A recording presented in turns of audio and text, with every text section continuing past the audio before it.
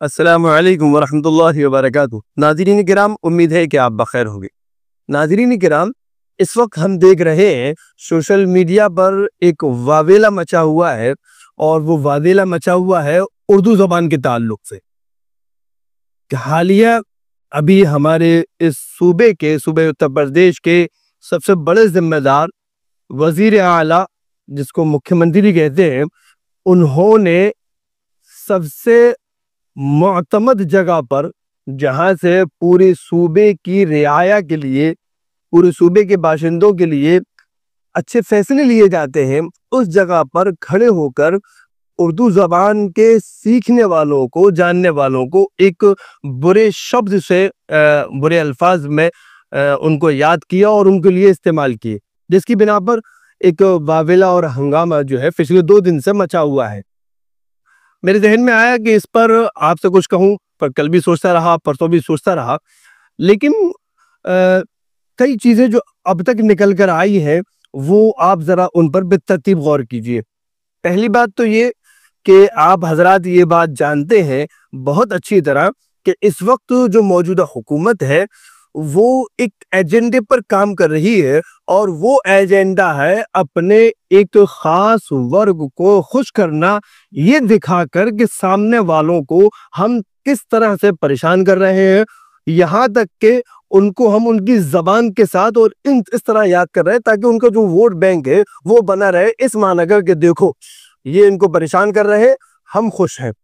یہ ایک نظریہ ہے، ایک ایجنڈا ہے، اس ایجنڈے پر موجودہ سینٹرل گورنمنٹ اور اس وقت جو ہماری صوبے کی گورنمنٹ ہے، یہ دونوں اس پر کام کر رہی ہیں، اور جہاں جہاں ان کی حکومتیں ہیں وہاں اس ایجنڈے پر کام ہو رہا ہے۔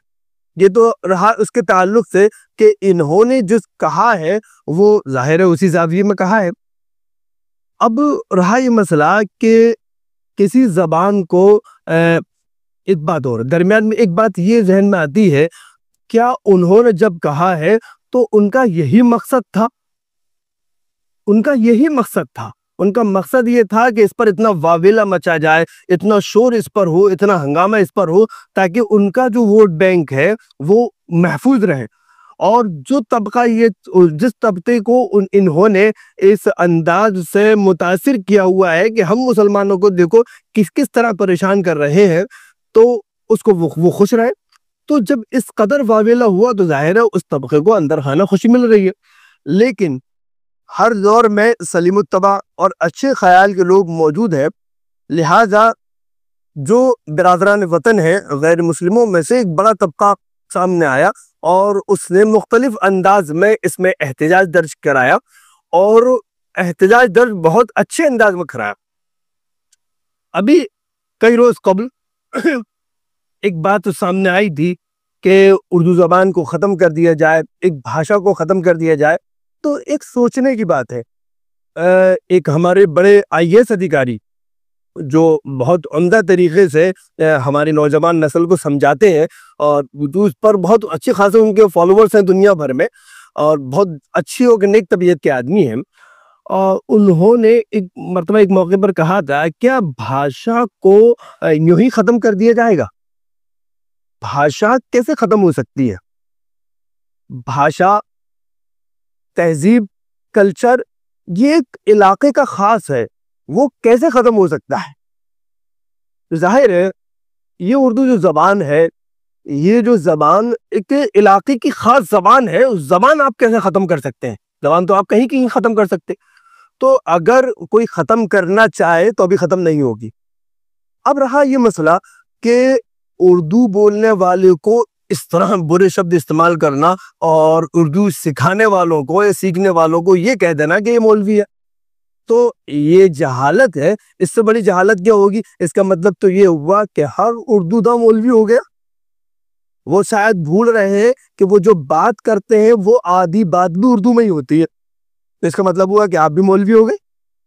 اردو دا مولوی نہیں ہوتا، اور مولویت تو باقاعدہ ایک پورا ایک نظام ہے، درس نظامی ہے، اس کو جب اس کورس کو مکمل کر لیتا ہے، اس کورس کو باقاعدہ اس کو سند دے دی جاتی ہے، اس کے بعد اس شخص کو مولوی کہا جاتا ہے، جس میں اکثر کتابیں عربی میں ہوتی ہیں اور کچھ کتابیں فارسی میں ہوتی ہیں، اردو تو اس میں بہت کم ہوتی ہے۔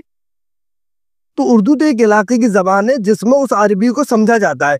اب ایک علاقہ ہے جہاں پر تیلگو بولی جاتی ہے، ظاہر ہے اس علاقے کے لوگ اگر اردو نہیں جانتے ہیں تو اس عربی کو وہ تیلگو میں ٹرانسلیٹ کرتے ہیں، پھر اس کو سمجھتے ہیں. ایک علاقہ ہے جہاں ملیالم بولی جاتی ہے تو اس عربی کو وہ ملیالم میں ٹرانسلیٹ کرتے ہیں، پھر اس کو سمجھتے ہیں، تو وہ مولوی ہوتے ہیں. ایک علاقہ ہے جہاں تمل بولی جاتی ہے، اس عربی کو تمل میں ٹرانسلیٹ کرتے ہیں، پھر اس کے بعد اس کو سمجھتے ہیں، تب وہ بولتے ہیں. تو مولویت جو ہے وہ ایک درس نظامی ہے، اس کو پورا کرنے والا مولوی کہلاتا ہے، نہ کہ اردو جاننے والا یا سیکھنے والا مولوی کہلاتا ہے. تو اس لیے یہ ان کی جہالت پر مبنی اور کم علمی پر، ناواقفیت پر مبنی یہ بیان ہے.